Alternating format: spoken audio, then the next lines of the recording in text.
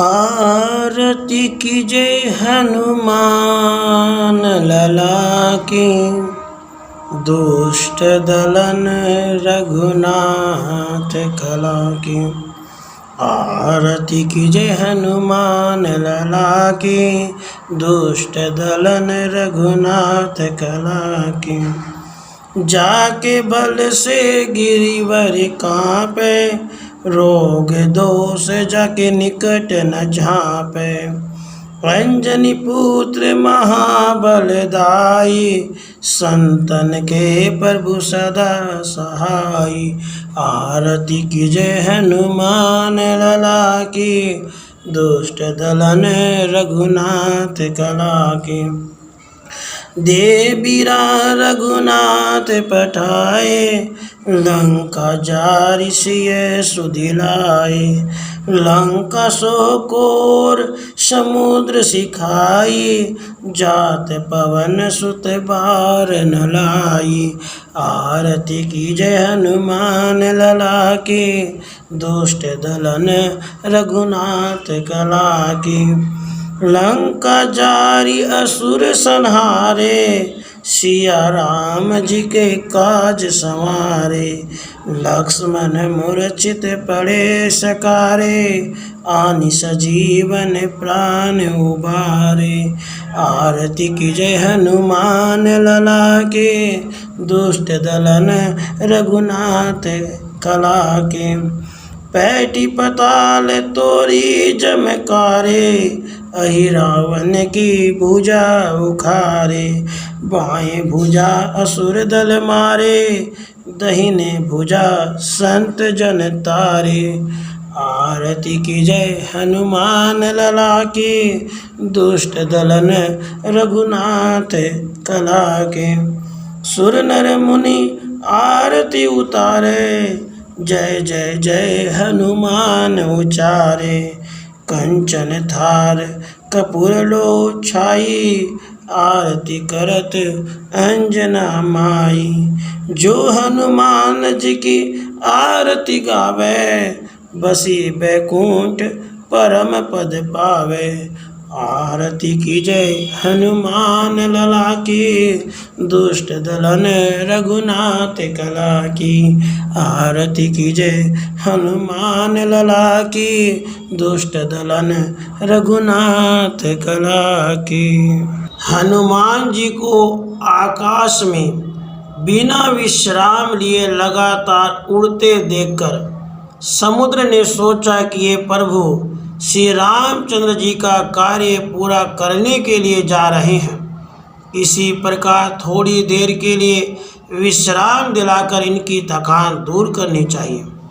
उसने अपने जल के भीतर रहने वाले मैनाक पर्वत से कहा, मैनाक, तुम थोड़ी देर के लिए ऊपर उठकर अपनी चोटी पर हनुमान को बिठाकर उनकी थकान दूर करो। समुद्र का आदेश पाकर मैनाक प्रसन्न होकर हनुमान जी को विश्राम देने के लिए तुरंत उनके पास आ पहुंचा। उसने उनसे अपनी सुंदर चोटी पर विश्राम के लिए निवेदन किया। उसकी बात सुनकर हनुमान जी ने कहा, मैनाक, तुम्हारा कहना ठीक है, लेकिन भगवान श्री रामचंद्र जी का कार्य पूरा किए बिना मेरे लिए विश्राम करने का कोई प्रश्न ही नहीं उठता। ऐसा कहकर उन्होंने मैनाक को हाथ से छूकर प्रणाम किया और आगे चल दिए। हनुमान जी को लंका की ओर प्रस्थान करते देखकर देवताओं ने सोचा कि ये रावण जैसे बलवान राक्षस की नगरी में जा रहे हैं। इनके बल बुद्धि की विशेष परीक्षा कर लेना इस समय आवश्यक है। यह सोचकर उन्होंने नागों की माता सुरसा से कहा, देवी सुरसा, तुम हनुमान के बल बुद्धि की परीक्षा लो। देवताओं की बात सुनकर सुरसा तुरंत एक राक्षसी का रूप धारण कर हनुमान जी के सामने जा पहुँची। उसने उनका मार्ग रोकते हुए कहा, वानर वीर, देवताओं ने आज मुझे तुमको अपना आहार बनाने के लिए भेजा है। उसकी बातें सुनकर हनुमान जी ने कहा, माता, इस समय मैं प्रभु श्री रामचंद्र जी के कार्य से जा रहा हूँ। उनका कार्य पूरा करके मुझे लौट आने दो। उसके बाद मैं स्वयं ही आकर तुम्हारे मुंह में प्रविष्ट हो जाऊंगा। इस समय तुम मुझे मत रोको, यह तुमसे मेरी प्रार्थना है। इस प्रकार हनुमान जी ने सुरसा से बहुत प्रार्थना की, लेकिन वह किसी प्रकार भी उन्हें जाने न दी। अंत में हनुमान जी ने क्रुद्ध होकर कहा, अच्छा तो लो, तुम मुझे अपना आहार बनाओ।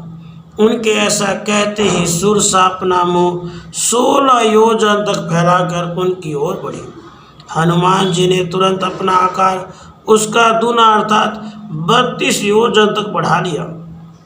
इस प्रकार जैसे जैसे वह अपने मुख का आकार बढ़ाती गई, हनुमान जी अपने शरीर का आकार उसका दूना करते गए।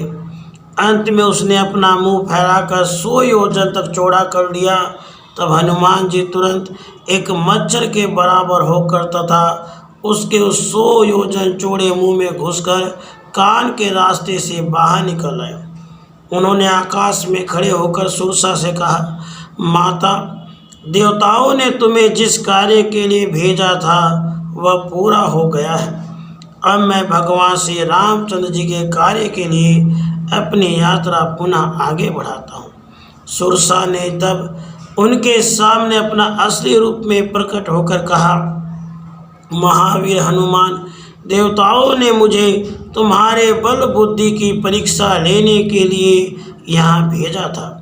तुम्हारे बल बुद्धि की समानता करने वाला तीनों लोकों में कोई नहीं है। तुम शीघ्र ही भगवान श्री रामचंद्र जी के सारे कार्य पूर्ण करोगे, इसमें कोई संदेह नहीं है। ऐसे लक्ष्मण जी की चिकित्सा के लिए हनुमान जी लंका से सुसेन वैद्य को सोते हुए ही घर सहित उठा लाए। सुसेन ने कहा, हिमालय के द्रोणाचल शिखर पर संजीवनी बूटी नामक औषधि है, उसे सुबह होने के पहले ही ले आना चाहिए, तभी इनके प्राण बच सकते हैं। वैद्य सुसेन की बातें सुनकर सबने आशा भरी आंखों से हनुमान जी की ओर देखा। वह तुरंत ही द्रोणाचल जाने के लिए तैयार हो गए। रावण ने सोचा कि किसी प्रकार हनुमान की यात्रा में विघ्न डाला जाए, जिससे वह औषधि लेकर समय से न लौट सके। वह काल नेमी राक्षस के पास गया और उससे कहा, तुम ऐसी माया रचो कि लक्ष्मण के प्राण बचाने के लिए औषधि लेकर हनुमान समय से लौट न सके। रावण की बातें सुनकर काल नेमी ने कहा, रावण, राम के दूत हनुमान को माया से मोहित कर पाने में कोई भी समर्थ नहीं है। मैं ऐसा प्रयत्न करूंगा तो मुझे निश्चित रूप से मृत्यु के मुंह में जाना होगा। काल नेमी की बातें सुनकर रावण बहुत ही क्रोधित हो उठा। उसने कहा, काल नेमी, यदि तुम मेरी बात नहीं मानोगे तो तुम्हें मेरे ही हाथ से मरना होगा। काल नेमी ने सोचा कि जब मरना ही है तो मैं हनुमान के हाथों ही क्यों न मारा जाऊं। यह सोचकर उसने उनके मार्ग में एक बहुत ही सुंदर आश्रम का निर्माण किया। स्वयं मुनि का वेश बनाकर उस आश्रम में बैठ गया। हनुमान जी जब उस आश्रम के पास पहुँचे तब उन्हें बड़े जोरों की प्यास लगी। मुनि का सुंदर आश्रम देखकर उन्होंने सोचा, यहाँ जल पी लूं। वह शीघ्र ही कपटी मुनि काल नेमी के आश्रम में जा पहुँचे। उसको प्रणाम करके उन्होंने कहा, मुनिवर, मुझे बड़े जोरों की प्यास लगी है, यहाँ जल कहाँ मिल सकेगा। कपटी काल नेमी ने कहा, रामदूत हनुमान, मैं तुम्हें जानता हूँ। तुम श्री रामचंद्र जी के प्यारे भ्राता श्री लक्ष्मण जी के लिए औषधि लाने द्रोणाचल जा रहे हो।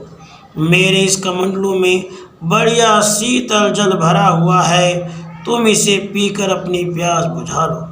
हनुमान जी ने कहा, थोड़े जल से मेरी प्यास नहीं बुझेगी, आप मुझे कोई जलाशय बता दीजिए। काल नेमी ने उन्हें एक सुंदर जलाशय दिखाते हुए कहा, तुम वहां जाकर अपनी प्यास बुझा लो और स्नान भी कर लो, इसके बाद मैं तुम्हें दीक्षा दूंगा। उसकी बात सुनकर हनुमान जी शीघ्र ही उस जलाशय के पास पहुंच गए। स्नान करने के लिए जो ही वह उस जलाशय के भीतर गए, त्यों ही एक मकड़ी ने उनका पैर पकड़ लिया। हनुमान जी ने तुरंत ही उसका मुंह फाड़कर उसे मार डाला। हनुमान जी द्वारा मारे जाती वह मकड़ी दिव्य अप्सरा का वेश धारण करके विमान में बैठकर आकाश में पहुंच गई। उसने हनुमान जी से कहा, पवन पुत्र हनुमान, एक मुनि के शाप के कारण मुझे मकड़ी बनना पड़ा था। हे रामदूत, तुम्हारे दर्शन से आज मैं पवित्र हो गई। मुनि का शाप मिट गया। आश्रम में बैठा हुआ यह मुनि कपटी घोर निशाचर है। उस अप्सरा की बात सुनकर महाबली हनुमान जी तुरंत ही उस कपटी मुनि काल नेमी के पास जा पहुंचे और कहा, मुनिवर, आप पहले मुझसे गुरु दक्षिणा ले लीजिए, मंत्र आप मुझे बाद में दीजिएगा। यह कहकर उसको अपनी पूंछ में लपेट लिया और पटक कर मार डाला। मरते समय काल नेमी ने अपना असली राक्षस का रूप प्रकट कर दिया, मुख से राम राम कहा। इस प्रकार राम नाम लेने से उसका उद्धार हो गया। राधे कृष्ण। राम